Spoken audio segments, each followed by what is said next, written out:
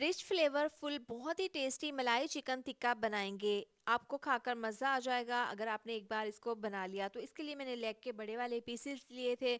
Chicken को wash करने के बाद इसको मैंने ड्राई कर लिया था, छुरी से कट्स लगा लेंगे। सबसे पहले बड़े से बाउल में डाल देंगे, इसको करेंगे मैरिनेट। 1 चम्मच इसके ऊपर डाल देंगे नमक, साथ ही लेमन का रस डाल देंगे तकरीबन 4 से 5 चम्मच।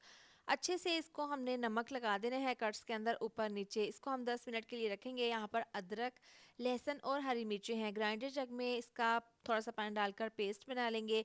सबसे पहले हम डाल देंगे 1 कप दही, साथ ही इसमें हम डाल देंगे लहसुन, अदरक, हरी मिर्चों का पेस्ट। ये डालने के बाद इसमें जाएगा 1 चम्मच पिसी हुई काली मिर्च का, 1 चम्मच धनिया पाउडर, 1 चम्मच पिसा हुआ गरम मसाला डालने के बाद 1 चम्मच चाइना सॉल्ट, कसूरी मेथी 1 चम्मच डाल देंगे। अच्छे से इसको मिक्स करके इसको हमने रख देना है तकरीबन 1 घंटे के लिए रेस्ट के लिए। इतनी में आपसे रिक्वेस्ट है, वीडियो पर प्यार सा कमेंट लाजमी कर दिया करें।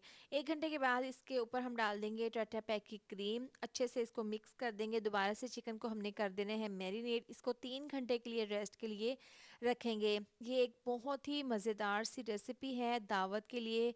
ये सबसे बेस्ट रेसिपी है।